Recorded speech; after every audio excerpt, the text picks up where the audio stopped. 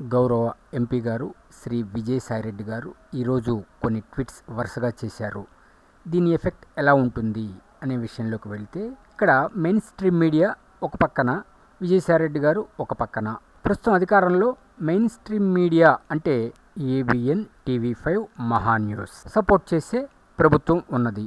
ఇన్నాళ్ళు వాళ్ళు అనగదొక్కబడ్డారు, అది అందరికీ తెలిసిందే. ప్రస్తుతం విజయసాయిరెడ్డి గారి ఇష్యూలో అనవసరంగా ఆయన గెలుపుకుంటున్నాడేమో అనే అభిప్రాయం వ్యక్తమవుతుంది. కారణం ఏమిటి అంటే, మీడియాని గెలికాడు, కానీ టార్గెట్ ఎవరు? అసలు దీని వెనుక ఏముంది? కేవలం మహా న్యూస్నే టార్గెట్ చేయటం కారణం ఏమిటి? ఇక్కడ మనం ఆలోచించాల్సింది ఏమిటి అంటే, ఇప్పుడు మదన్ మోహన్ గారు ఛాలెంజ్ చేస్తున్నారు. ఏమని అంటే, మీరు డిఎన్ఏ టెస్ట్కి రండి చూసుకుందాం అని.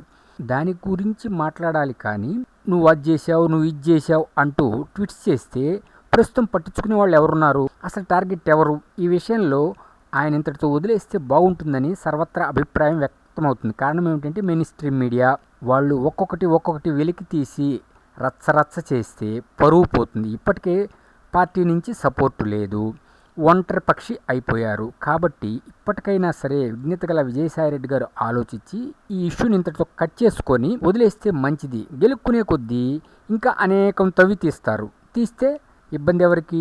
మీకు, మీ పార్టీకి. కాబట్టి ఆలోచించుకోండి.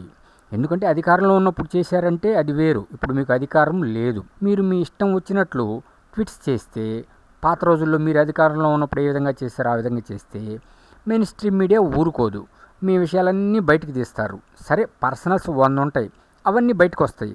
అవి జనాల్లోకి వెళ్తే పరువు పోతుంది, మీ పెద్దరికం పోతుంది. ఈ సెగ పార్టీకి కానీ తగిలితే పార్టీ పరువు పోతుంది. ఇప్పటికే చాలా పరువు పోయింది, రచ్చరచ్చయింది. కాబట్టి ఈ ఇష్యూని ఇంతటితో కట్ చేస్తే మంచిదేమో అని అందరూ అభిప్రాయపడుతున్నారు.